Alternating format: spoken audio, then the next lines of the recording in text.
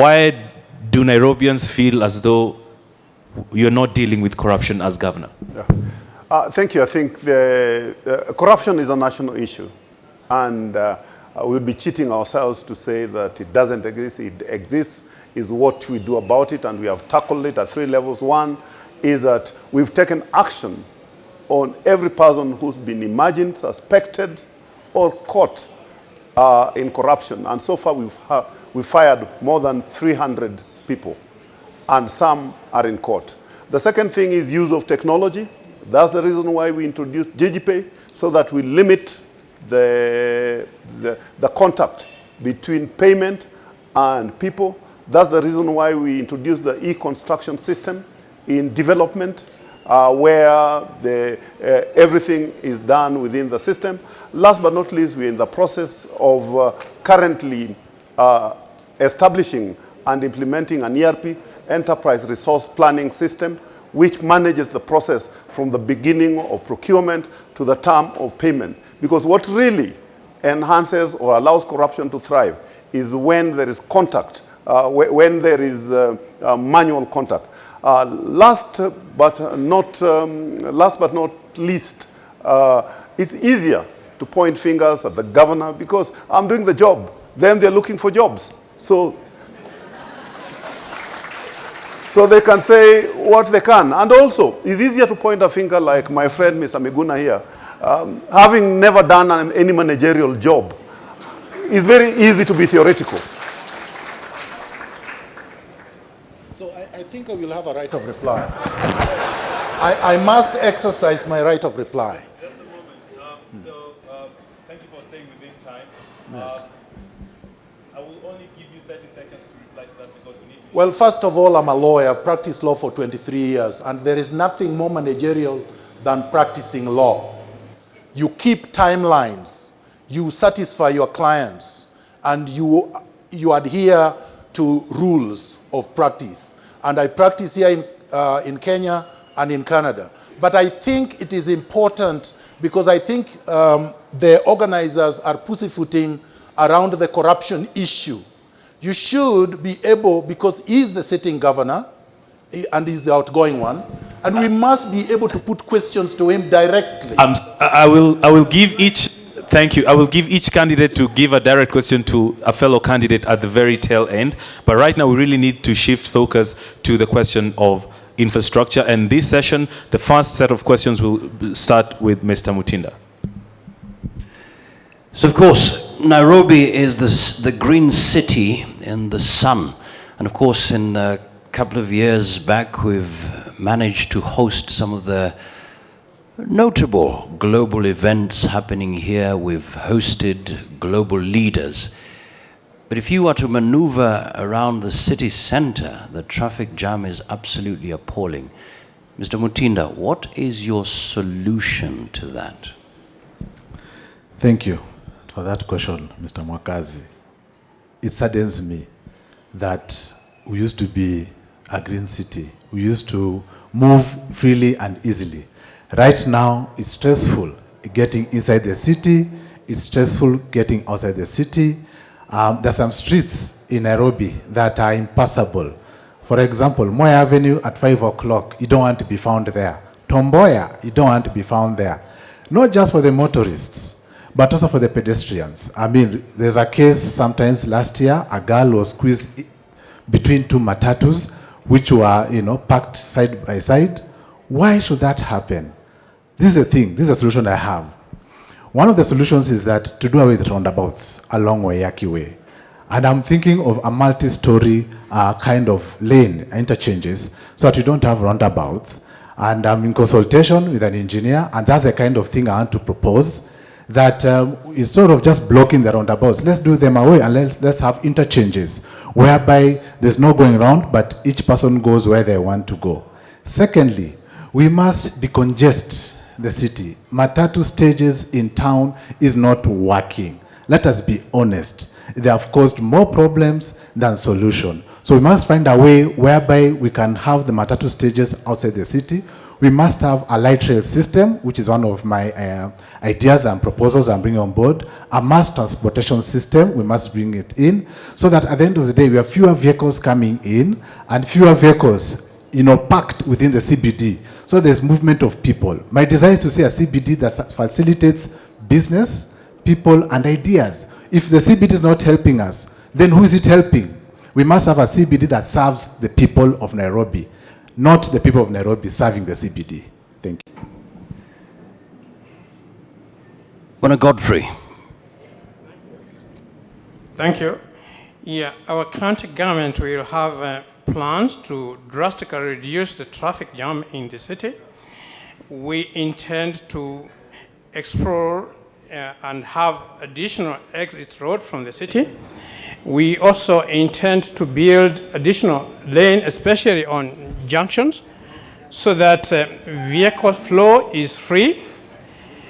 In addition to that, we plan to make sure that by the end of fourth year in our county government, only 70% of the matatus will be accessing city center. That will reduce the number of matatus that cause congestion. And our plan is to have matatus terminating their journeys or picking passengers outside the city. And we will facilitate that and provide incentive. And we are saying that will be both beneficial to the matatus, because if you take now currently a matatu coming from on Mombasa Road, take about 1.5 hours during peak times, and we will convince them, we are telling them that they will be able to make more trips, use less fuel, and make more money. And it will also be beneficial to the other motorists because the congestion will reduce in the city.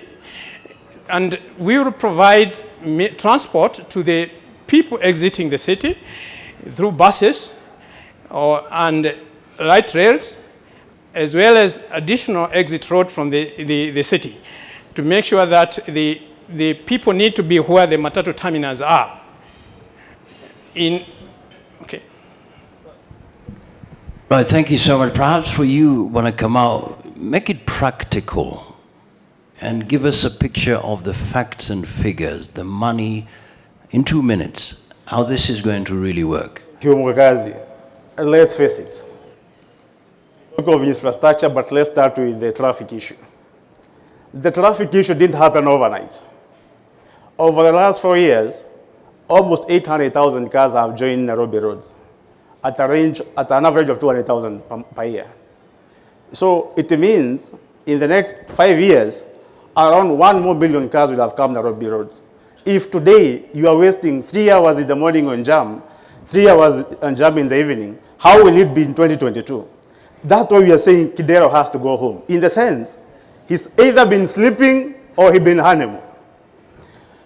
Now, starting with the traffic issue, the biggest cause of congestion in Nairobi CBD are the matatu. He's done some funny stages. He's worked with the cartels to return back to, but the way forward to clear the matatu mess is just to work with NTCA and the ministry to reroute the matatu route so that no matatu route originates or ends at CBD. When you have done that, the issue of matatu in Nairobi town, that is sorted. Coming now to the congestion still in the town because of matatus, intercounty matatus parking, my government will not allow any matatu that is operating within 50 miles of Nairobi intercounty to come Nairobi center. Those coming from Mombasa, Machakos, they will end up at Mlolongo. From Nanyuki, Meru, Murang'a, at Githurai. And then we'll do either a monorail or a subway, but I'll go for a monorail. Then on the same note, we'll have incentives via parking fees. Today, it does not matter whether you've parked at 4 p.m. or at 3 p.m. or at 7 in the morning. Well, thank you so much. I'd want to go back to Bwana Miguna. Looking at still the city center, we've seen a return of street families to our city. What would be your solution to that problem? Bwana Makazi, thank you very much. The reason why I'm laughing is because everybody is trying to copy my manifesto, but they have not read it. They have not read it properly, so they are picking and choosing, and they are running around like maniacs, but not understanding what is here. I'm the only one with actually a published, properly thought out manifesto. So let me tell you how we are going to deal with this issue. There is nothing called street families. The people on the streets are homeless Kenyans. People who otherwise would choose to live in a home but do not have homes. There is nobody who chooses to be on the street. So we cannot normalize it and call a homeless person a street family. No family chooses to be on the street. No child chooses to be born on the street or to grow up on the street. So I have a very detailed, outlined policy and concrete programs, not abstractions, of building affordable, humane homes for everyone, particularly the people that need it. The slums are not homes. These are very bad places.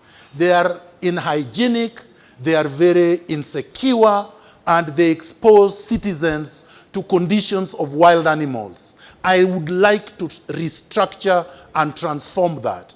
Money will come from our taxes, just like money comes from taxes for any other development. Kidero is not doing anything from his pocket, even though he's loaded, but he has never even formed a foundation to do anything for the citizens. So this will come from the taxes. The tax base for Kenyans is 30%, just the same way of the tax base in Canada or many other industrialized countries. This is what I will do. Thank you so much indeed. Of course, now we want to get back to Kidero. You're the incumbent, and seems like people feel you've not really done anything. It would be important for us to know what you've done so far, and probably also add about the billboards we've seen coming up, and that could also be a cause of the traffic jam we have. Please respond. Thank you very much. The one thing I'm really happy about with my four colleagues, none of them has said we convert Uhuru Park into a bus terminus. Except one who is not here. Because, I mean, we'll recall how Wangari Maathai and the ladies really protected Uhuru Park. They went as far as doing things that would have caused drought, and we need to respect what they did, and I want to thank you for that. I think also what we need to understand, and my friend at the end has said it, that the number of vehicles have increased. It is true the vehicles have increased from what it was in the 80s, about 40,000 vehicles. The figures we have is not 2 million vehicles or a million. What we have is about 600,000 vehicles on our roads. And the vehicles that are being registered are 10,000 vehicles per month, which is 120, and not 200,000. So unless you build commensurate infrastructure to take this traffic, obviously you're going to have congestion.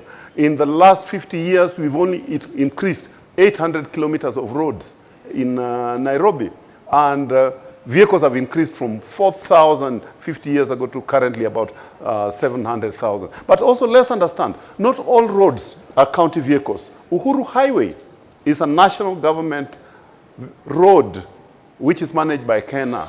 Langata Road and Ngong Road are managed by Kura. Limuru Road is managed by Kenya. Jogoo Road is by Kura.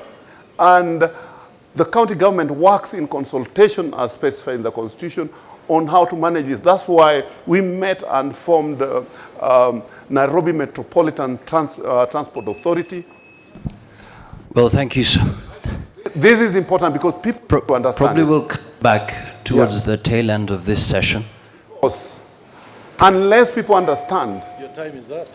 Once we come back, we'll come back to you. I want to go back to Bwana Macharia. Recently, we woke up to the reality that there was a cholera outbreak in one of the prestigious hotels in Nairobi. And clearly that shows if that is happening there, What about the 66 plus slums that we have in Nairobi? What is your solution to handling the issue of sanitation and healthcare? Glad you brought about the issue of Weston Hotel. It was very cynical of the governor to say that he's sending his team to go and inspect what went wrong. That being a 2-star hotel, they need to have a HACCP operating system for the food hygiene and all that. But Nairobi, in matters hygiene, number one is water supply. Water for everybody. There is no fresh water in Nairobi. You go to slums, go to the Eastlands. The system that is been here is the one which was put many years ago to cater for a population of less than 500,000. Now we are close to 5 million. So we don't buy water as Nairobi County. We just get from whatever sources. It's about distributing and supply. And the Governor Kudero has failed to internalize that. The other one is doing some water buses and some funny PR stands. To reduce waterborne diseases in Nairobi, which to a large extent contribute to vector, we just have to rip, even if section-wise, the entire water system. We put modern, high-volume capacity pipes that are able to transport water to be given to all Nairobians, even if it means at a fee. Number two, we have a lot of wastage in Nairobi in matters of water. Not that you don't have water in Nairobi, but when you have water, just watering grasses in the green courses, when people down here are just taking brown water, those are some of the things I not accept. But going forward, I know we have sufficient water for Nairobi. It is a question of distribution and supply. Whether through PPP or whether through this government or in liaison with the national government, water we shall give to all Nairobians. Because when we have given Nairobian waters, not just because it is life, a lot of 40% of medical issues will have been sorted. Well, thank you so much. You've mentioned something about water, and I'd like Mr. Godfrey to respond to this. On Monday, we woke up to the news that the cost of water would still go up because of the water level in the Kaini Dam still going lower and lower. What is your solution in making sure that the 17 constituencies, citizens living there, have access to water in your regime if you become governor? Yeah, you know, the mandate of water supply is divided between the Ministry of Water Affairs and the county government. The Nairobi Water Company handles the supply of water, but the supply of water, the infrastructure is managed by the Ministry of Water. So my county government will work with the Ministry of Water to make sure that Nairobi County has adequate sources of water. I know there are world institutions that are ready to fund infrastructure, and that work has to be done in conjunction with the Ministry of Water. But when the water is available, then the county government need to manage the supply and reduce the wastage. Right now, it is estimated that about 40% of the water that is applied to Nairobi County is lost through wastages and leakage. And you find cartels supplying water to slums, but that water still comes from the county. My county government, first of all, will make sure that it will provide free water or water at minimum cost to the slum. You know, right now, the people living in slums are spending more per liter of water than people living in slums. And that is linked to the question you asked him about the cholera outbreak, the sanitation. The problem of sanitation is water and sewage. You know, Nairobi, most part of Nairobi have rivers of sewage. And you find traders selling their food items along the sewage. And that is the source of the health problem that we have in the county. And it's because the county government has not been taking care of the sewage. The sewage in some places is there, but it's blocked. Thank you so much. To you, Mr. Michael, talking about the slums, I had an opportunity to walk along the streets of Kibra, And the problem of garbage collection, where to dump solid waste, is still a major problem, and that really cuts across the board. What is that solution you have on the table regarding that matter? Thank you. The issue of slums, we must look at it correctly, is a ticking time bomb. We cannot, at this point in time, ignore slums. Kibra, Mathare, Kwanjenga, we can't. Why? Because one day, those guys are going to come out of their homes, in quotes, and go to Runda, go to Muthaiga, scale over the walls, and get inside, because we've ignored them. So I can say, in fact, even in addressing the issue of sanitation, when you go there, and thank you, Mwakazi, that you've gone there, you've seen. What is your solution so that we have a healthy county going forward? Mwakazi, I would like to first of all deal with the solid waste management system. Nairobi is one of the very few cities in the world without an integrated solid waste management system. It's not just about sewers. It's sewers, real sewers. You have also to have a recycling system. The mantra is reduce, reuse, recycle. That has to be here. And we have to get rid of all the dump sites and get a real solid waste management system, because without a solid waste management system, as Macharia was saying, and my colleague here was saying, people will start just dying out of epidemics. So that's very critical, and that affects directly the health issue that you are raising. And of course, water is like oxygen. Without water, there will be no sanitation. Supply enough adequate, clean running water to every household. That is a must. And if you have that, and then you have real hospitals and health centers constructed. I'll give you an example. Tel Aviv is one of the driest cities in the world. Yet Tel Aviv does not have the same problems of Nairobi. What is the difference? The difference is leadership. The leadership there takes care of their citizens, and the leadership here steals from their citizens. How about Toronto? Toronto is the same size of Nairobi. 5 million people, 6 million people. They take care of the health.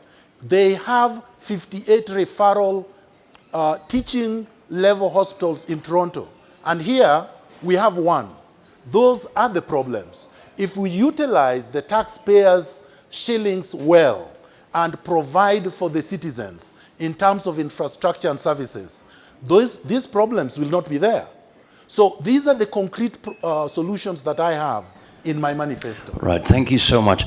Back to you, Wanakidero. Of course, the notion so far is nothing is really happening. And moving forward, we hope we will not try to put off other people's candles so that ours shine brighter. We focus on solutions. Probably talk to us about what you've done and why we should give you another chance to do more. And what is that more? Thank you. I think we're discussing the issue of water. You know, water regulation is in the Water Act 2002, revised 2010, and the new Water Act 2016, which we took to court. Nairobi does not have sufficient water. The capacity is 700,000 cubic meters, which is down to 30% because of the drought that we have. We needed more investment to increase the capacity. And the first investment, which we worked with Athi Water, is the Northern Collector Tunnel, which will increase the capacity by 150,000 cubic meters. And that is still not sufficient. We are working on policy, of recirculation of water, where the water from the kitchens and the bathrooms can be directed in one place where it can be recirculated. We are talking about the issue which Miguna has talked about, the solid waste management. Is true. Every city in the world, it should be sought out and recycle or use it for generation of energy. We've engaged a partner which is going to cost, and these are things that are being done, not that we are going to do it, because the contracts have been signed. It's going to cost 27 billion shillings, where we'll have collection sites in all parts of the city, where we'll sort them out, and we are building a plant. At the end of his term. At the end of his term. Leadership is leadership. It doesn't matter even if it's at the end of my term. It will serve Nairobians even after long I'm gone. Because a lot of the things we're enjoying were decided long even before we were born. You don't do things because it has to be you. So this plant is going to cost, the process is going to cost 27 billion shillings. We've signed a partnership with a German firm, and this will be implemented in the next few months. Okay, thank you so much. Let's move on to the next set of questions on business. Mr. Mukazi, I think this problem, we have to address it a little bit more. I would like us to return to this issue. Yes. Yes. For now, though, we need to, and we'll revisit that issue and a lot of the issues that, if you feel we haven't addressed it, we'll make a bit of time for that. Yes, we will. I haven't forgotten. Ladies and gentlemen, I'd like us to shift our focus right now to business, because Nairobi cannot exist without business. It's all about business. That's why we have everybody in this city at this time. This set of questions, the first person to be taking them will be Mr. Wanyoike. So, Mr. Wanyoike, we've talked about Nairobi and the fact that most of you candidates have come up with policies in an attempt to create an enabling environment for business. However, if you look at the strategy paper and debt management paper, recently documents that Nairobi's debt level is in the neighborhood of 50 billion, actually 48 billion, and this is from 32 billion. What plans do you have to manage Nairobi's debt, and how? Thank you, Tunya. Yeah, it is unfortunate the current country government has accumulated debt without providing equivalent services. But notwithstanding that, we have to manage the debt, and as we also continue to provide better services to the people of Nairobi. And the thing to do is, first of all, to increase the resources of the county. How do we increase the resources of the county? We increase the resources of the county by eliminating corruption and eliminating the cartels that are sapping the revenue, the taxpayers' money from the county. And you know, the current government or some of the candidates are going to leadership to serve the interests of cartelpreneurs, entrepreneurs, and even grabpreneurs. And we want to stop that to have enough revenue. With that enough revenue, we will be able to provide services and deal with the debt. In addition to that, some of the programs that we have, we are going to make sure that they are self-sustaining. That means the expenditure on the programs, as the cash flows, will be able to sustain themselves. For example, if we're saying that we are going to build markets, we have a plan to fund those markets in a way that those markets will sustain themselves from the cash flows collected from those markets. The same thing he mentioned about the restriction on borrowing. The same with the right rail. I know I rated state board issue for state in Nigeria when I was working in South Africa, and I have experienced how they were raising funds for the infrastructure. And the way we were rating them is to make sure that those infrastructure are self-sustaining in terms of their cash flows. Thank you, Mr. Wanyoike. Mr. Macharia, if the people of Nairobi elect you, you will obviously be inheriting debt in the tune of 48 billion. How do you intend to manage that? Okay, I'll address the issue of debt as I wind up. But Kidero is the one who's supposed to tell us who are these debt, where they came from. But that's for another time. In addressing matters business, I am in this primarily because of business. In 1960, Nairobi town used to have big dukas.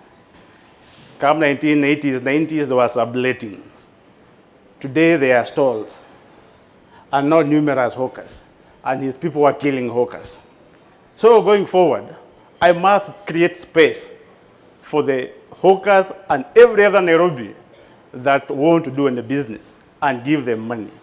To create space, number one, my first policy, and I intend to do it immediately, I will take over all the golf courses. Those will be places. It does not matter where money is going to, we are going to get the money from, or it is expropriation. We will not be held captive by the laws. We will not have a situation where we have some people who have knowledge, have papers, are in the town, they want to do business, they cannot do it, and then sit down as a governor and pray and hope that things are going to go well. Place for them to do business that I must create, and I will create, and I promise you. Number two, there is issue of debt. Basically, as a cabinet, you must have your fiscal policy. You have your budget. You know what is development and you know what is recurrent. Now, these debts, number one, before I start paying debt, I need to know where did that debt come from.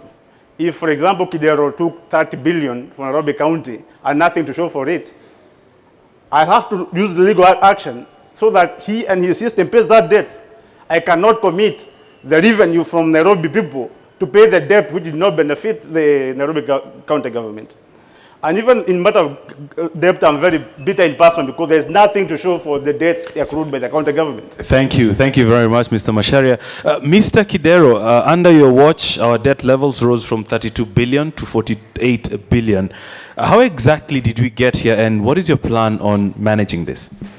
When we came into being, that was in April 2013, the Transitional Authority was supposed to do the audits of the liabilities and assets. And when the time expired, they had not finished, and this has been handed over to Intergovernmental Relations team. What we inherited as debts, and Mr. Keeley, I can see is there, is one of the people we owe, was we inherited 42 billion from the former city council, and this money which is owed to KRA as back taxes, money owed to LAP Trust and the other organizations as pension funds, monies that are, which go back to the 60s as what you call on-lent loans for development of sewers and water systems, which were still in our books. And this amounted to 42 billion. What it has gone up to now is 49 billion because of interest and penalties, because these are statutory. But what we are owed as a county government is 72 billion by the national government, which is not paying. The last time I heard, when the deputy president was having a meeting with one of my competitors, they said that will be one of the first things that they'll make sure is paid. So isn't the money being paid to the current county government because it's an opposition county government? Or is not being paid because they don't want or won't pay? So net, the county can balance its books. Since you still have time, how then do you intend to solve this? You've talked about the 72 billion, but what's in your government's plan? I can't give you more than 2 minutes. We've already... It's still within his time. No. It's more than 2 minutes. Oh, could you protect me from Mr. Miguna? Because I know his arms are long, so can I? No, we have a timekeeper whose decision is final. 20 seconds, please. I was interrupted, so you must. Also, we took the issue to the Senate. The Senate is intervening on it, and I think there's going to be a debt swap between what we owe and what the national government owes us. Thank you very much. Mr. Miguna, it's finally your time. Mr. Tunya, I think this dance around the corruption issue, the theft, is unfortunate. Kidero's chief of staff is in court for fraud, and he has not fired the chief of staff. That indicts him. Kidero's CFO is in court for fraud of stealing 2.3 billion Kenya shillings from our taxes. And Kidero has not done anything about it. It is very, very unfortunate because the Auditor General has said, and I have all his reports here, that Nairobi is not a going concern anymore under Mr. Kidero's watch. Mr. Kidero has basically looted Nairobi to death. And we must call it for what it is. So he can't dance by telling us about debts which, in fact, ought not to have been debts. Number three, it is very, very important that you, as moderators and the organizers, mention Kidero was listed by the Ethics and Anti-Corruption Commission as one of the governors that have questions on their integrity regarding his mismanagement of funds in Nairobi. and ought not to have been allowed to run. That is an official communication from the EACC to the IEBC. He can't sit here and tell us about, oh, this debt is acquired like this or like that. Thirdly, Kidero was given a master plan by JICA, the Japanese International Agency for Development, a master plan that was given to the city as a gift in 2013 for him to be able to sort out all these problems. He has sat on that master plan until now. He has not done anything about it. Now he's promising to promise, and time is up. You don't have 2 bites on the cherry. 1 bite is enough. He bit too big, he can't swallow. The same way he did in Mumias. And I'm saying Nairobi deserves better. We deserve leaders of integrity. Thank you, Mr. Miguna. I will give Mr. Kidero a chance to react to that EACC issue, but before that, let's hear Mr. Mutinda. Thank you. On this issue, I've got 2 solutions. 1, stop the service. 2, sue the defaulters. It doesn't matter whether it's a national government or who it is. Sue the defaulters, stop the service. Simple like that. Let me indulge you a little bit.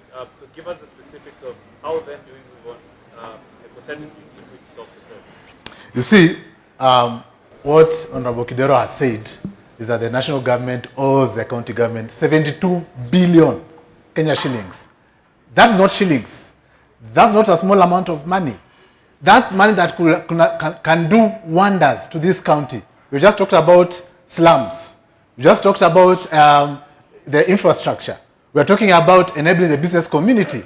That money is holding people's future, is holding people's opportunities to excel. And so for me, that's what I'm saying. We must look at it straight in the eye. Stop the service. If it's government or not, if the national government is not paying for parking fees, clamp that car, even if it belongs to the president, clamp it. Yeah. And then sue the national government. Let's talk business. Let us be real. Let us not just talk about solutions. Let's just do it. Thank you, Mr. Mutinda. And before we jump into the next issue, still under business, I'd like, timekeeper, just 1 minute for Mr. Kidero to respond to the issue of the ICC situation. And does that, EACC, my apologies. And does that indict you as somebody running for office? I think, I'm glad Mr. Miguna did say it is an allegation. An allegation remains an allegation until it is proven. So there could be allegations, there could be thousands of allegations, and you are innocent. And he's referred to a number of people. My former finance officer, we went to court, we fired him. My chief of staff is in court, and until the case is proven, the law is on his side. And on myself, it remains an allegation. And I don't want to delve because we've read things about me. Because I respect families, so I will not delve into those allegations. So what remains an allegation is an allegation. I've never been accused of stealing. All right. Gentlemen, we have to move on. Let's still address under the theme of business. And everyone has talked about Kanjo, everyone has talked about the micro enterprises. And this first question, the first person to answer it once again will be Mr. Wanyoike going round.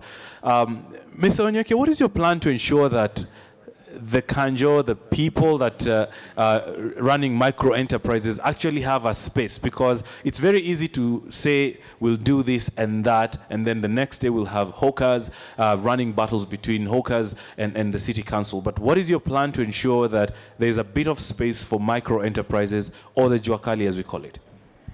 Okay, thank you, Tunya. My county government, first of all, will reduce the license fees that is paid by the small business. Why do I say that we reduce the license fees? To give those small business and those who want to start business space to start their business. Most small businesses have closed because of the harassment that they have been getting from the county government. For example, you find a small trader want to paint his small shop, he need to get a certificate, he's caught, he's harassed. Why do we need a certificate to paint a shop? That also will go to helping the youth in Nairobi to have self-employment and create employment for them so that they move from crimes and develop themselves. As far as the the other traders, we look at and assess whether we need to charge them any licenses. Our plan is not to charge licenses to small traders, including newspapers vendors, mama bogas, because all that money we collect is stolen by one official of county government. Why do we need to spend a lot of energy, employ thousands of employees, pay them 1.6 billion monthly, and they're doing nothing. They're not providing any service to the people of Nairobi. So we will give them space, but we will make sure that there is order in the country. We register them. We still control them to make sure that they are not trading everywhere. As far as the other traders and the hawkers are concerned, we provide space for them to trade, and that goes along with our plan to build and expand existing market. And as I said before, we have a plan to finance those markets, and we are confident those markets, the county government will only put a small proportion of the funding. We'll get the funding because we'll plan them to be cash generating. Thank you, Mr. Onyoike. And just before we proceed, I'd like to make a quick announcement that after this round, as we close the business bit, we will open the floor to the members of the audience to interact with the candidates, and then we'll, before we come to our final session. Mr. Macharia, still on that issue, and you've told us that you are pro-business, you're a businessman in the city. What specific plans do you have to ensure that those Kanjo people, those city hawkers you've talked about, are actually protected in the new Nairobi? Okay, I have long-term, mid-term, and short-term plans. Short-term, immediately, the people that do not have space, I will do for them stalls at the goals we have around the golf courses. I'm taking them. That is not negotiable. Number two, the license regime shall be reduced to a maximum and a minimum of 1 license. We will not have one business with 4 or 5 licenses. Number 3, payment for the licenses shall be based on the square foot of your business premises. Not you have a stall paying 20,000 and some has 3,000 square foot go down paying the same amount. Number 4, in matters business development, direct from the county government, 2 billion annually given to small business entrepreneurs to revamp their business. And then I'll have a giant circle. The giant circle, my intention will be to create a 10 billion shillings, which we shall partner with the bank to serve as a collateral for the small people who would want to start their business. They can go and get money from that bank, that being the collateral, and they pay back. Midterm is about now doing markets. So many people come to Nairobi to go to Gikomba, Wakulima Market, and River Road for Sirius. We'll do, if it is Bitumba Market in Githurai, Sirius Market in Langata, in different places, so that if you want to buy a particular commodity, you don't need to come to Nairobi. You go to a specific place. We are in partnership with other players from other counties that grow those kind of, or bring those kind of. Thank you, Mr. Macharia. And at the moderator's discretion, I'd like to give you 30 seconds to clarify, because I've gotten concerns on the issue. How exactly do you intend to take over the golf courses? Land expropriation. So we'll have in to the go public through interest, right. We will take the land, whether we buy or we get from it. The people who go to golf, they have money, they have choppers, they have four-wheels. They can have their golf courses in Turkana or Marsabit or wherever. We don't need golf courses in Nairobi. And we have hawkers being killed because they don't have space to sell their wares. Thank you for that clarification. Great. Let's move on. Mr. Kidero, still on the question of hawkers, you've had running battles between your council askaris and the hawkers, and there's a love-hate relationships, and somebody would wonder, where do they want us to do business? That is a general concern that we get every day. What is your plan to ensure that macro enterprises are actually incorporated in the new Nairobi? Actually, I mean, it's not just a question of what we will do, is what we're already doing. We are investing 6 billion shillings in Karandini Market, which is in Dagoretti, to do a multi-story building for the market people. We are doing it at Jogoo Road. We are doing it at Gikomba. We are doing it at Bama. We are doing it at Jericho. Also, the Markiti, which is on Haile Selassie Avenue, we've already started construction at the junction of Outer Ring Road and Kangundo Road. So within the next 6 to 12 months, we'll move, because it was built for about 300 people. The people who operate there are about 7,000, and the one we are building will have about 15,000 people. So we are building all these places so that we can move people. We are also doing a bus terminus with a market at Kariako, and the plans have completed. Funds are already available. All right. Thank you for staying within time for once. Mr. Miguna, on the same question, what is the future of micro enterprises in Nairobi under your governorship? Mr. Tunya, from the extreme expropriation based on no law to mythical markets that we have not seen, I'll give you what we want to do. In our plan, we have identified hawkers as genuine business people who would like to do business but have no place to do business. They are looking for customers, and what they need are markets. And we need to build adequate markets for them. And we intend to do so. Modern, affordable markets. Number two, most of the unemployed are actually youth in Nairobi. Most of these youth are educated, most of them are dynamic, and they need things to do. Youth are the most productive sector in our society, and the youth generally just sit idle and wait for politicians to pay them handouts. We would want to build science, technology, and innovation incubation centers where the youth who are technologically inclined will get the necessary skills to be either self-employed or be absorbed. And then those who are entrepreneurial will also get that kind of skill. We don't have the kind of money that Macharia is throwing around, because we'll deal with the basic necessities of life first. I wanted to address shortly the issue of water.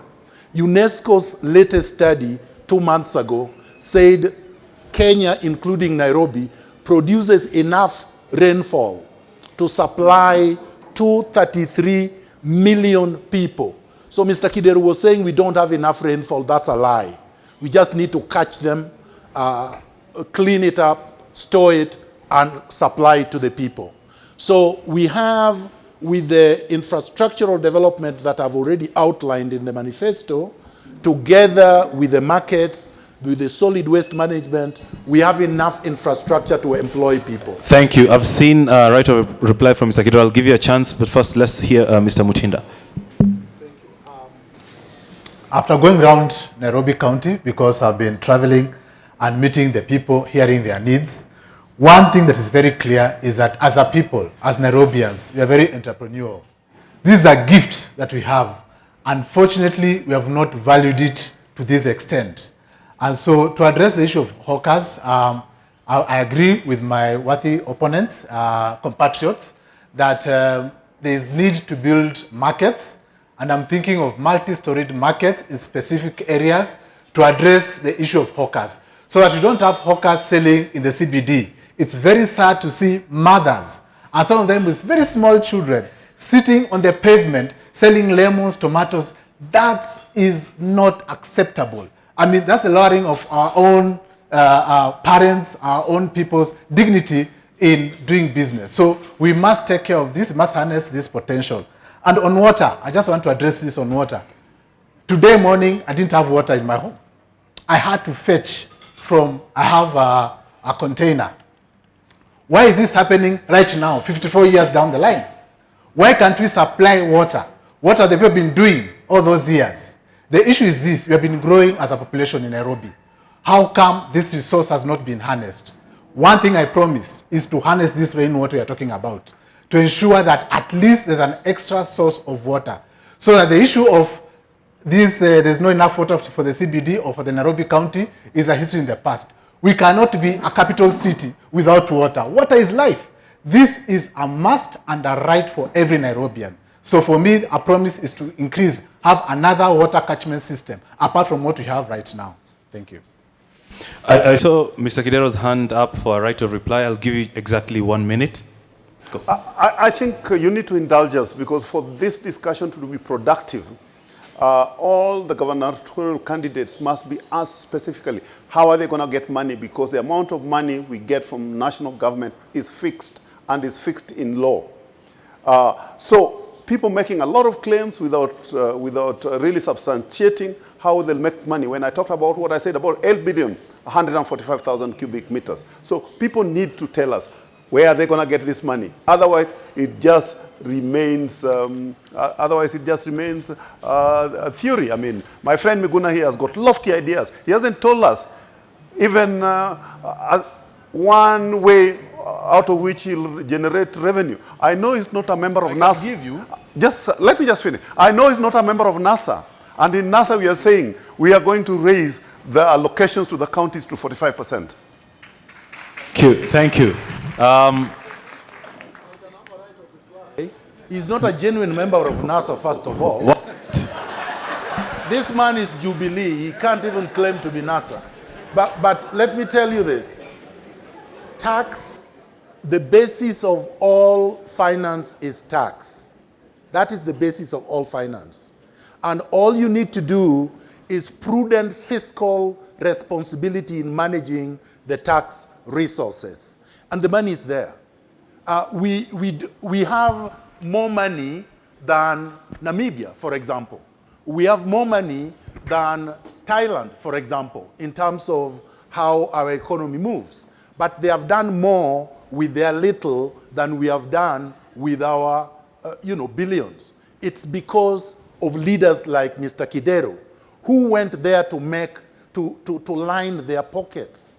Their purpose was not for public service. Because we want to get to the final session, which will explore social development and the youth agenda question. I'd like to open this session to hear a little bit from the audience. And here's what we'll do. So I'll give you a chance to just ask just one question. So when you get up, when you get a mic, tell us your name and one question, and be specific who you want to address, okay? So I've seen a lot of hands up, but when we got into the room, there are a lot of people who already requested to put names for questions they've had. So allow me, I only have 3 names on this, okay? Allow me to just give these people a chance first, then I come to the audience. Is that okay? First, let's hear from Linda Kavuka from the Africa Student Liberty. Linda, where are you? Good morning, all. My name is Linda, as we've been told, and I represent African Students for Liberty today. We are an international organization that promotes free markets and liberty. I'm also a lawyer by profession. My question to the panelists today is, we have Who exactly would you want to address your question? To all, generally. We have heard over and over your response to the issue of unemployed youth is that you will create jobs within your government. However, over the previous years, we have seen this is unsustainable and cannot be implemented practically. So I would like to know, what will you do to open up the spaces for young people who have their own SMEs and who are interested in business to trade effectively without the barriers that have been created by cartels, or rather by the system? Thank you very much, Linda. Next, I'd like to give a chance to Nancy Mbugua from the Mountain View area to ask a question. One question, please. Nancy, where are you? Great. If Nancy is not ready, let's have Marie Gesare. Marie? Okay, Marie, there you go. Good morning, everyone. My question will go to, let me put it general, that what plans do you have to improve the roads in the city and the industrial area zones and the congestion? Thank you. Thank you. And because, Mwakazi, these questions were both general, means we have to give all the candidates a chance to respond to it. So here's what we'll do. We'll give each of the candidates a minute to respond to the questions. And I think we had gotten to Mr. Wanyoike. So for the first set, let's start off with Mr. Macharia. We go to Mr. Kidero going down. Mr. Macharia, your turn. Okay, on the issue of the business for the youth, number one, I must say, even before you say that after me it's Kidero. Kidero has no plan. He didn't have plan for the last 4 years. So purporting not to give us a plan how he's going to do is just repeating one thing a lot more times and expecting different results. For me, I've given you my plan. Number one, space to operate, reduced licensing regime, payment of the business space based on the square foot, direct money to the youth as business direct development money, and having a consolidated fund which will serve as a collateral so that anybody that wants to start their business, has an idea of a business, has a small business, can go to a particular bank, say we'll partner with Gulf Bank or whichever bank. You just go there, there will be a procedure, you get your money, there is a collateral that is there. Thank you very much. Kidero? Thank you, Mr. Macharia. Incidentally, I play golf, so probably you have something against it. But let me start with the one that Linda said, unemployed youth. 1.2 million people get into the job market every year. And we have a capacity to create less than 100,000 jobs. Governments on their own cannot create jobs except create an enabling environment that enable enterprises to invest and create jobs. And what we've done in the last 2-3 years is we've created an environment that promotes, makes licensing is easy, and we've done this by use of technology. I think we've worked with CAM, we've worked with the investment authorities. In the last 2 years, we now approve 5 million square meters of construction space as opposed to what used to be 500,000, and rather than take 1.5 years, it takes 1 month, and you have your approval. And I think that has made us move from what we were number 150 in ease of doing business to number 94. Thank you very much. Mr. Miguna. Yes, I prefer concrete solutions. You can't create employment, or you can't create entrepreneurs out of people who don't know how to do business. So you need to train them first. I have a scholarship program of 20,000 of the brightest and poor youth that will give them capacity, intellectual, mental capacity. We will then, as I said, create incubation centers, innovation, science, and technology, plus entrepreneurship. That will give them the necessary skills. Then we will reduce the licensing, or in necessary cases, waive it, so that those who have qualified and now have essential skills do not need to do that. But it is important to emphasize the fact that being a governor is a public office. It's not a business. So you must run it as a public office. So yes, the governor must create jobs, and we will do that. Thank you. Mr. Mutinda. And just to note, you may feel free to use Swahili if you want to raise a question, or even if you want to respond. We're not limited to English because Swahili is also part of our national language. Mutinda. There were 2 questions. We have not addressed them. We will get there. Yeah. Mutinda. Yes, thank you, Bwana Tunya. One, opportunities for the youth. I just want to say, the youth, we already have a youth that is hardworking. We already have a youth that has the ideas.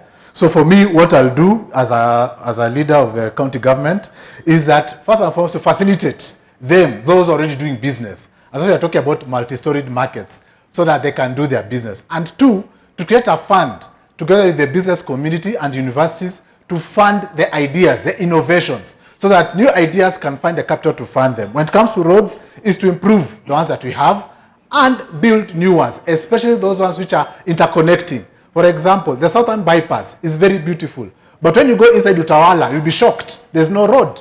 So can we have roads, especially the ones that are going inside the estates, the cities, interconnecting different estates, so that we can have free movement, not just on the main ones, but also within the estates. Thank you. Thank you, Mr. Mutinda. Finally, Mr. Wanyoike.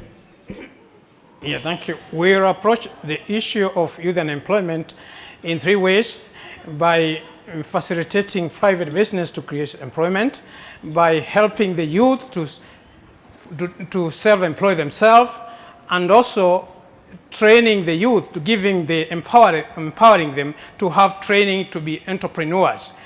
the private sector, the county government will provide facilities. We talked about infrastructure to encourage private sectors to set their business in the county. Right now, some of the businesses are moving out of the county. They are moving to the other counties. We need to retain them here so that they can expand their businesses and create employment for the youth.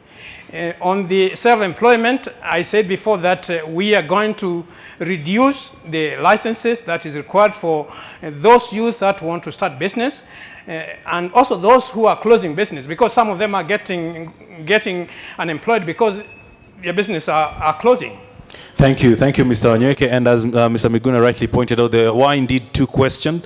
I would like to shelve the question from Nancy, and we will take it after we explore the issue of social development and the youth agenda question. Okay?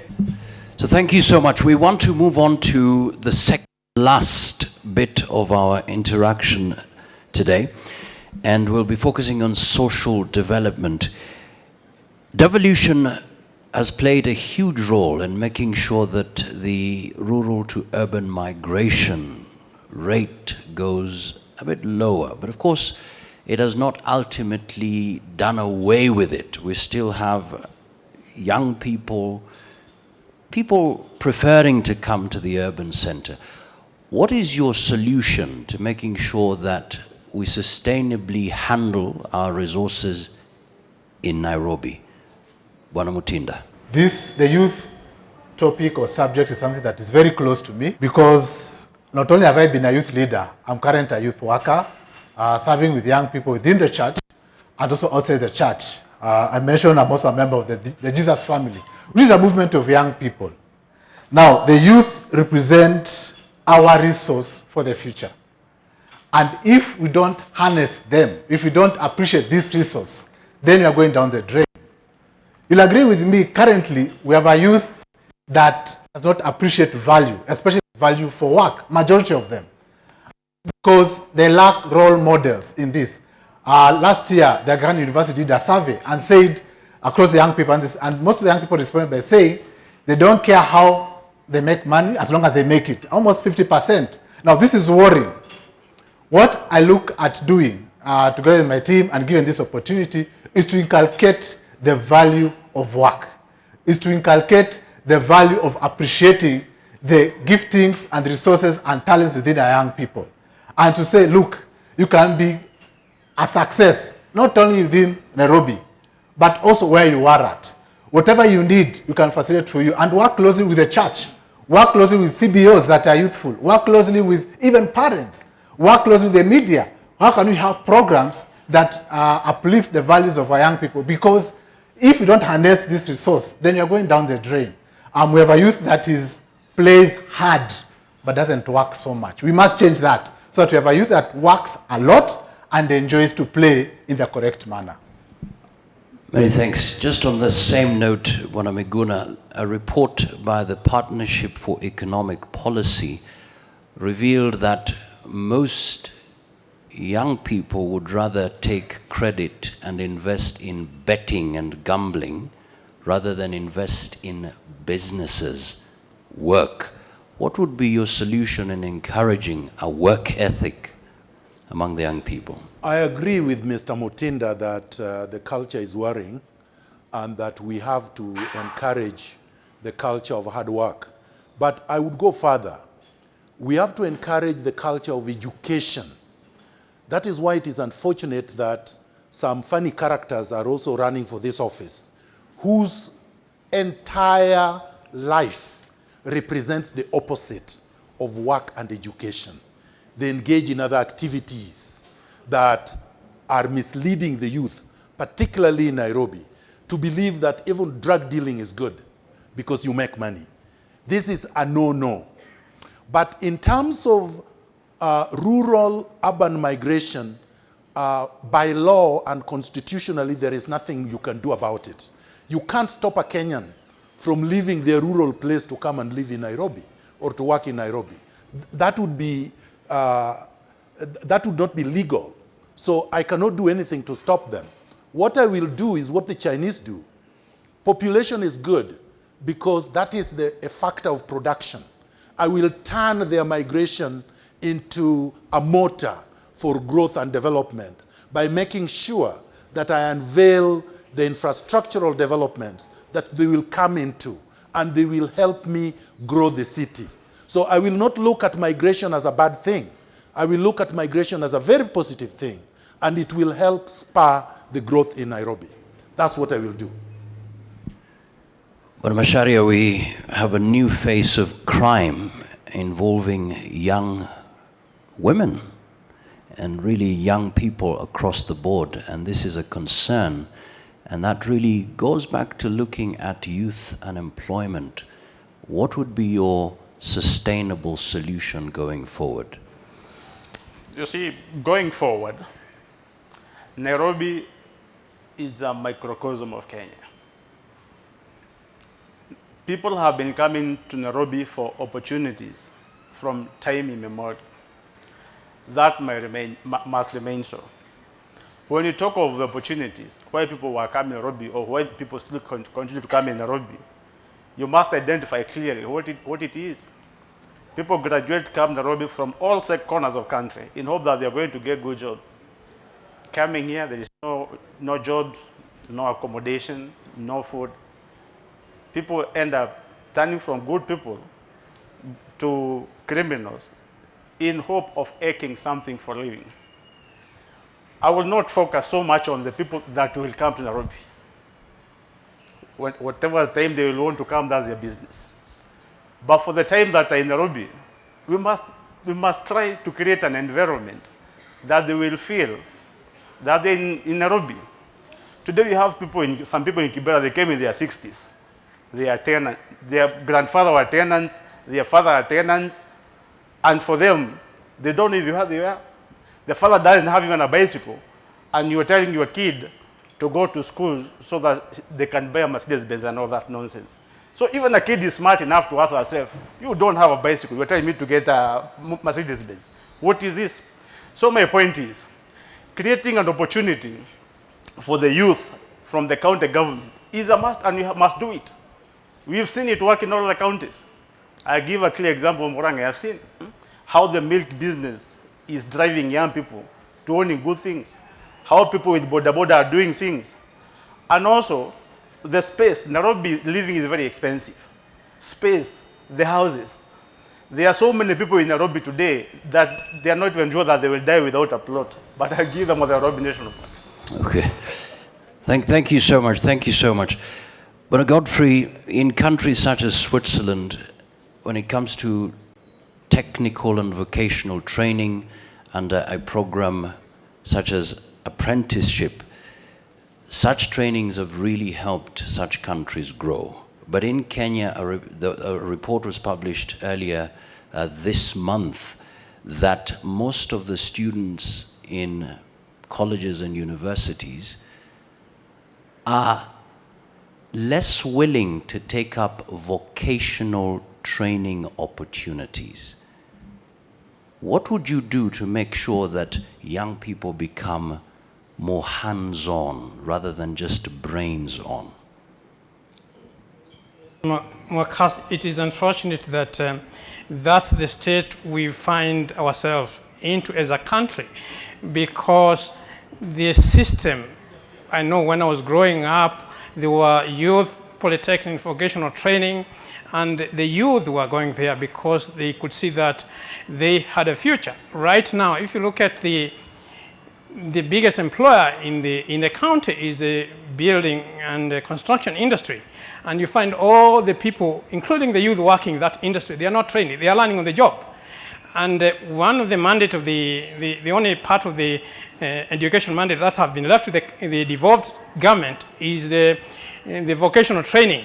And we are saying our county government will make sure that we provide institutions to train the youth.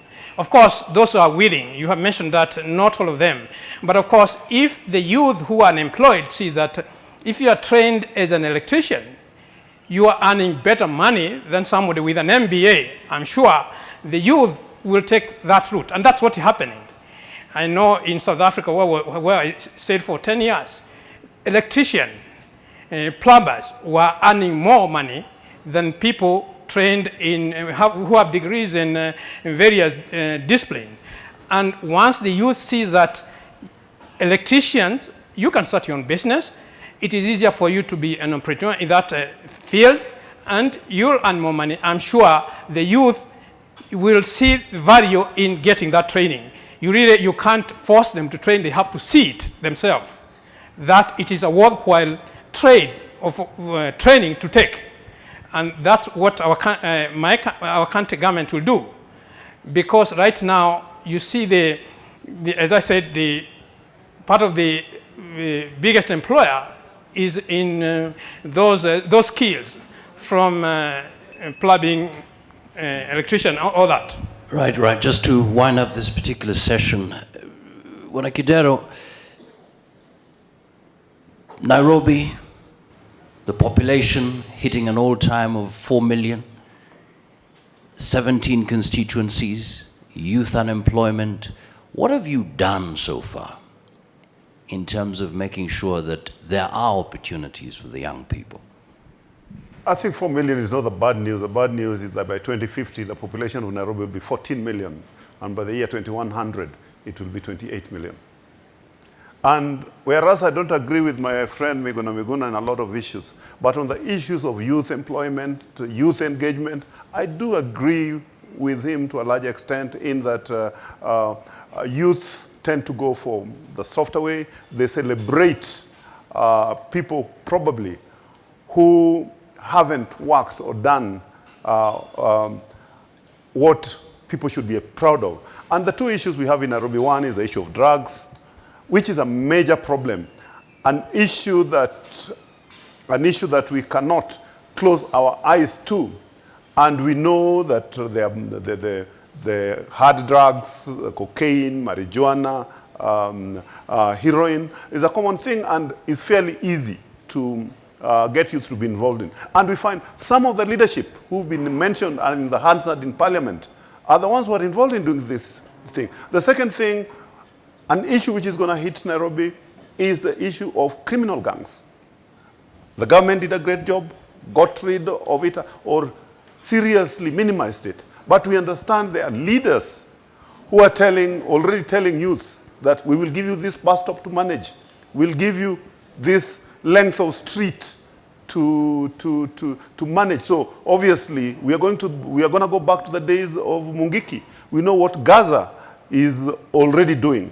But what we must do is have celebrated leaders who can be good examples to our young people. Then the second thing is, as government, both the county government and national government, create opportunities that will cause enterprise development that can engage the youth. What have you done, Mr. Kidero?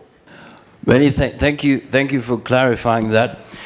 Let's focus on questions from the audience. We took questions here. We'll just take 3 questions. So we'll get. So let's get a question from the gentleman behind there.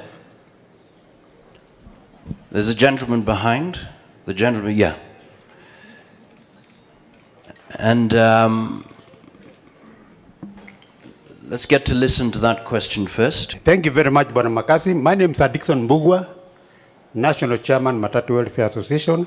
To all of the candidates, the aspirants, and this borders on the public transport. I hope, because I've heard your contribution, I've heard your what you intend to do in Nairobi. Are you aware we have Namata and BRT? BRT stands for Bus Rapid Transit. And then Namata, of course, the governor has explained. This is the way to go in the future for public transport because of the traffic jam that we have. And again, what are you going to do about the small vehicles vis-a-vis the commercial? Thank because you are supposed so much. to have parking fees doubled. Thank you so much. So 1 question, 1 minute. We'll take another question here. Thank you very much. My name is Phil Bataganyo, master student at University of Nairobi. I'm also a young professional. My question is to Miguna. We know that relationships are good when it comes to fostering a working relationship with people. You have you have a litany of, let me use your word, you have a litany of cases where you're an abrasive person, brutal, tearing down people. As a young person who is interested in Nairobi being the green city in the sun, how can I be convinced, or how can you convince people that if you are elected the governor of Nairobi, you will build relationships that would, and even a cabinet that would serve the interests of Nairobi to deliver? Thank you.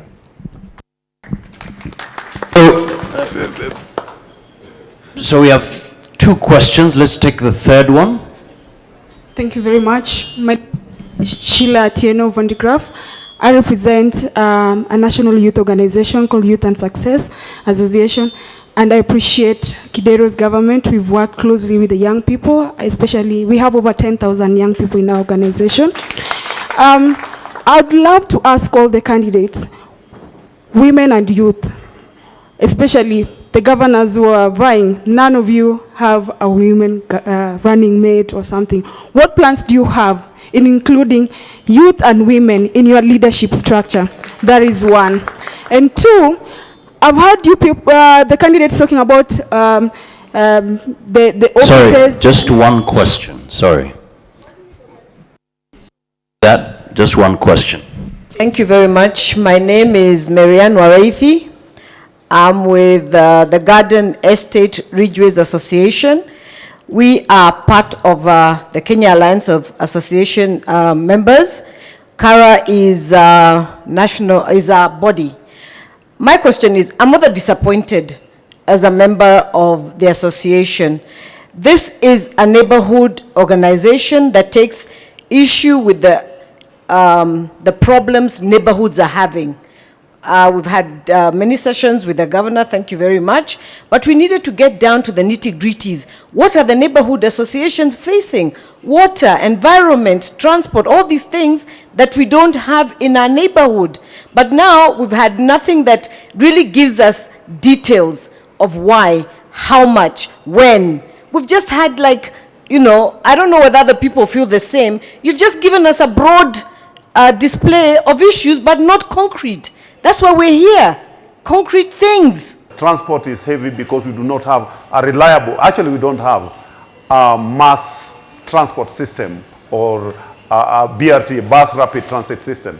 And whereas 9 corridors have been designed, 7 of which are road and 3 are rail, and it appears that it's taking a little bit time because currently the bill is in Parliament and the matter will be operational as soon as the bill has been passed through Parliament. The President did give an executive order.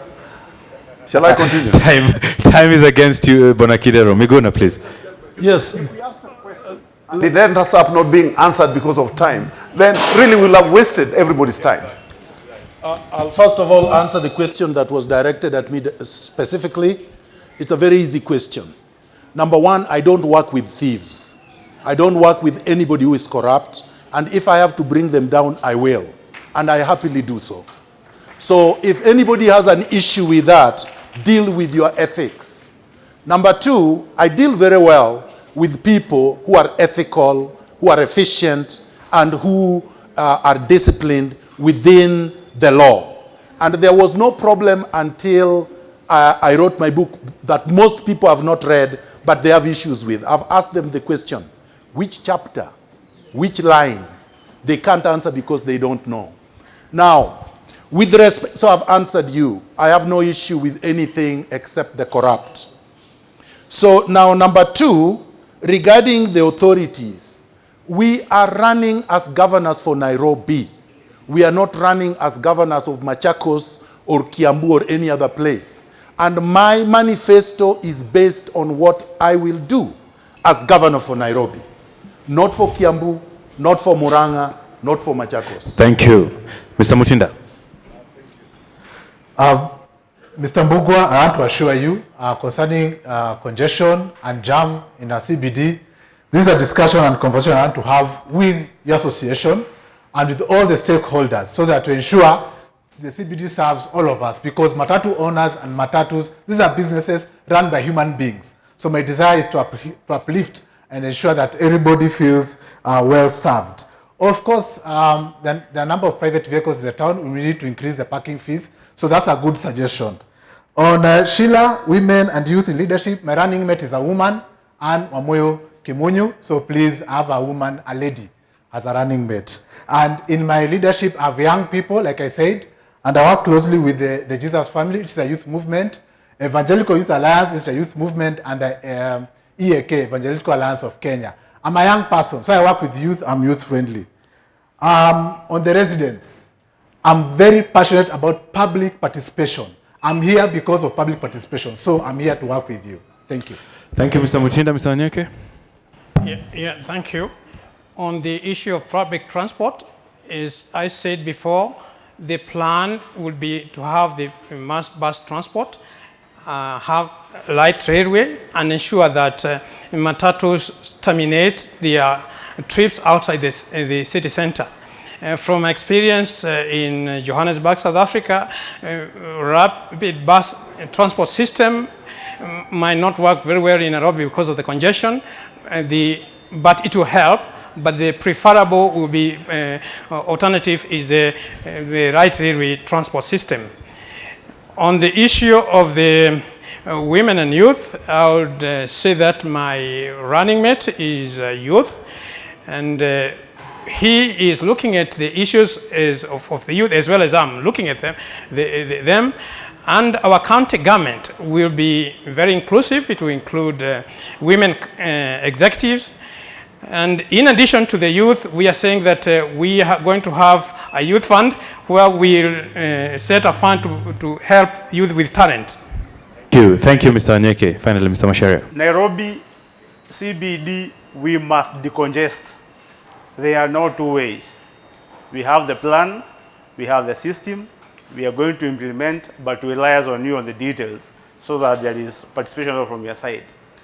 And for the issue of the small cars, we have a plan where we'll have we have a break between 10 a.m. and 3 p.m.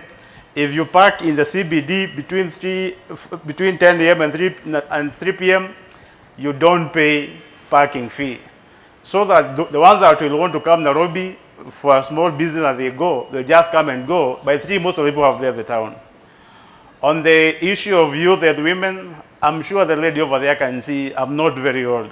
So in fact, it is the old people who will be crying for space in my regime. Half of my cabinet will be women. Thank you, Mr. Macharia. Now we're going to a very interesting 2 sessions.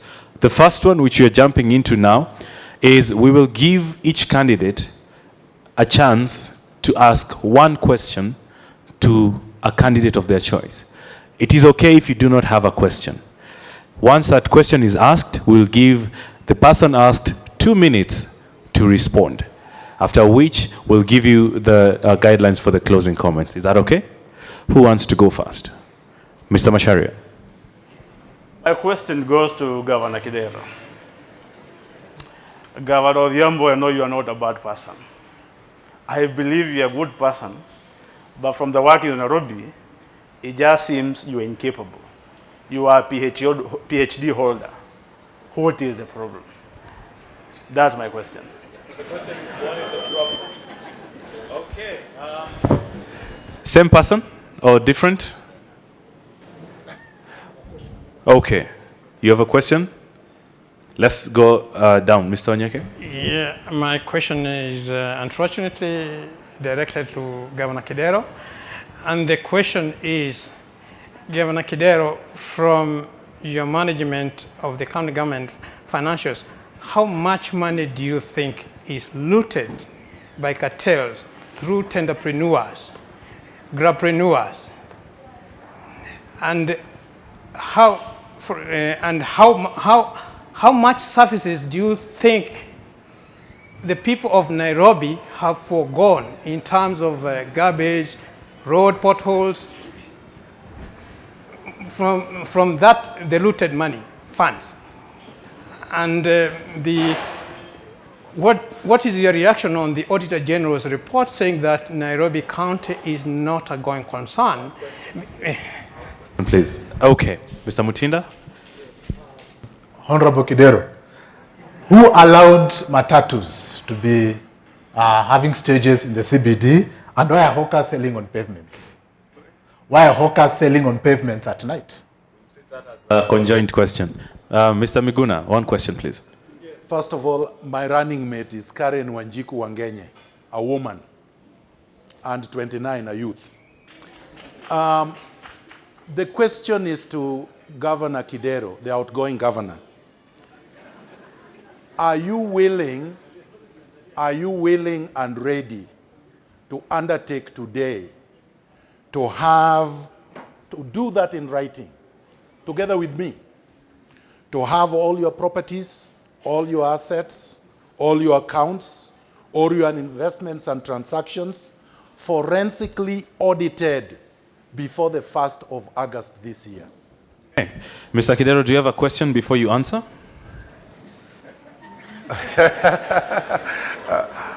Yes, I think one question to all of them, because they've given fairly lofty plans and you never put them to task on, do they understand the funding requirements of running a county government? And all the issues they've raised, do they fit within the realms of the funding possibilities? Okay. So since there were 4 questions to Mr. Kidero, it will be unfair to just give him 2 minutes to address all of those. I hope you do remember their questions. I will give you 3 minutes to address their questions, and then each of us will get 2 minutes to respond to the question he has asked of how you intend to achieve to the promises you have made. Is that okay? Let's start off with Mr. Kidero and then Mr. Miguna going down. Let me start with Mr. Miguna. Is that I filed my tax returns under Article 35. If you want information, you can get it from my tax returns. That was not my question. My question was a forensic audit. Can you protect me from Mr. Miguna, because that was not my The question was clear. Are you willing to disclose? If there's need and it's done, because when you do tax returns, is audited. Tax returns are always audited. And I filed my tax returns. Even for the final last year, I've already done so. I think the second one, my friend did ask that, what is wrong? There's nothing absolutely wrong. Nairobi was in a hole, and when you find yourself in a hole, what you do, you stop digging. We stopped digging, we filled it, we are ready for takeoff. The issue that is Nairobi a going concern? Yes, Nairobi is a going concern, because the Auditor General did not take into account, because these are issues and questions he raised, he did not take into account what the transition authority did and what is being done by the intergovernment team that is looking at assets and liabilities. My question was your estimation on how much revenue and resources is lost through corruption, cartels, entrepreneurs, and how much services the Nairobi people have forgone? I think I did answer that question. I said so far, 44 billion from government, 45 billion collected by us, and the account on how it has been spent is very, very clear, and that's been presented. I can present it to you. I can't remember what your last question. It was who allowed the matatus to take over our streets like Tomboya and Moi Avenue, and why are people selling on pavements? I've got it. I think the issue of matatus being in the city is being addressed. We built bus termini. The Muthurwa has been finalized. Vehicles are moving back to Muthurwa. Park Road is finished. Ngara and Pangani are finished, so they'll be moving back there. The issue on the hawkers selling on streets, if there were no buyers, there would be no hawkers. If there were no people buying their wares, there would be no hawkers. So, just allow me to finish. That whereas it is wrong for them to cause obstructions on pavements, but they are also encouraged by the people who buy their wares. And that's the reason why we are now building, and I've mentioned that we are doing 6 billion shillings, Kariako market, Karandini market, Gikomba market, Jericho market, and the big fresh produce market, which is being built at the junction of Outer Ring Road and Kangundo Road. Thank you, Mr. Kidero. Thank you. Mr. Miguna, you have 2 minutes to respond to the question of how do you intend to achieve all this? First of all, I would like to tell Mr. Kidero that I'm ready to undertake to have all my investments, accounts, and properties forensically audited before August 1st. And I would like him to make the same undertaking. We want to build a county based on integrity, not whimsical statements or cynical propaganda.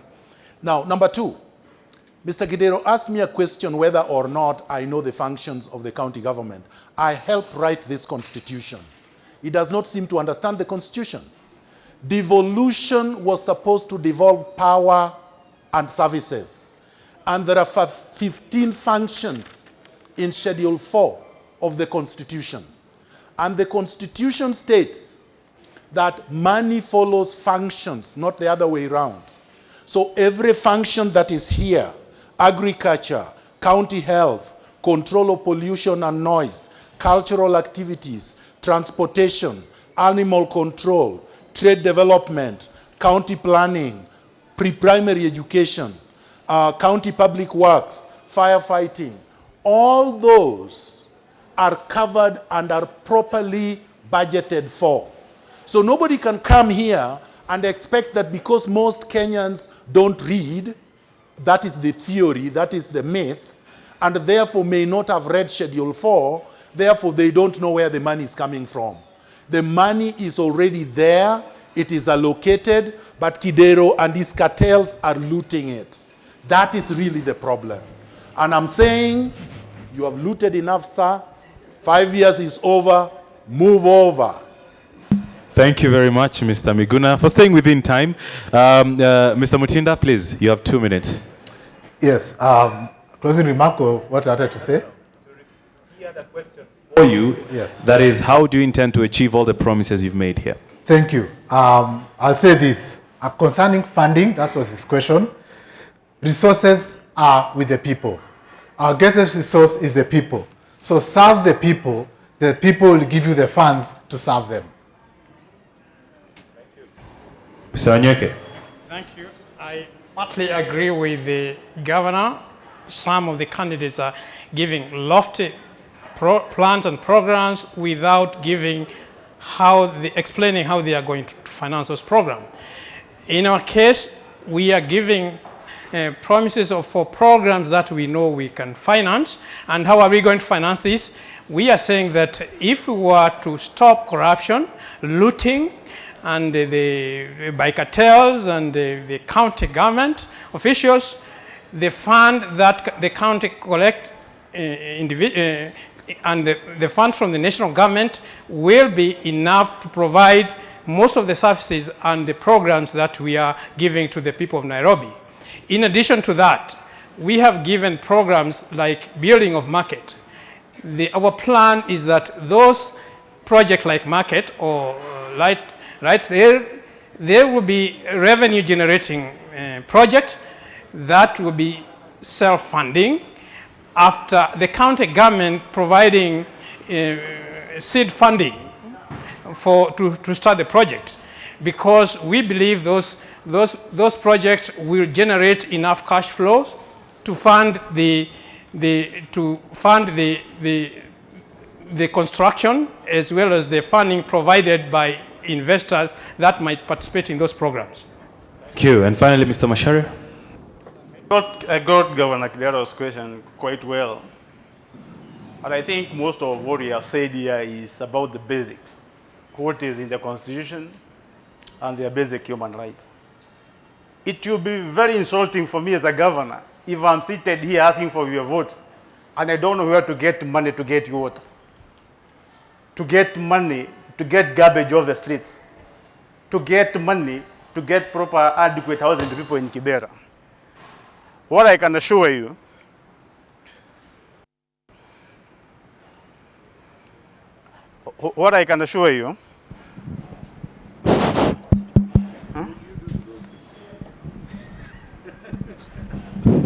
it's not working.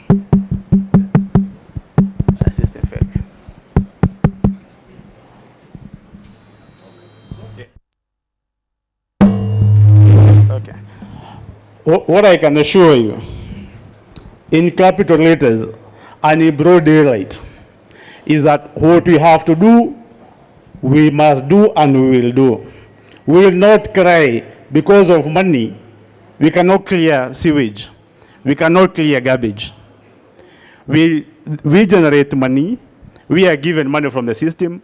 And we have brains on how to expand the base to make a lot more money. We are not talking of starting a rocket science college in Nairobi. It's just doing the basics. Kidero has failed. He is a captive of laws. I can assure you, to give Nairobians what they deserve, we'll stop at nothing. Bad laws can be broken at times, if the end result will mean making Nairobian happy and comfortable, regardless. Thank you very much, Mr. Macharia. The next session, Mr. Mokazi will guide us through our closing comments. Okay, as we bring this to a landing, each speaker will have just 1 minute to share your most important thought of why Nairobians behind us here should vote for you. Okay? If that is okay, I think we can start with Mr. Macharia going down, or whichever you agree. This is up to the speakers. Are you happy? Okay, let's go for it. My fellow Nairobians, I'm in this election not for me, but for you. This election is about Nairobi. It's not about any of these guys here. It's about Nairobi today and the ones we love and their future. All these guys you are seeing here got 0 votes at their nominations, and so was I. The other one who is not here got only 3% of Jubilee vote and 7% of total registered. So there are no horses in Nairobi. I want to assure you, Nairobians, this county can only be transformed radically, drastically, and without apologies.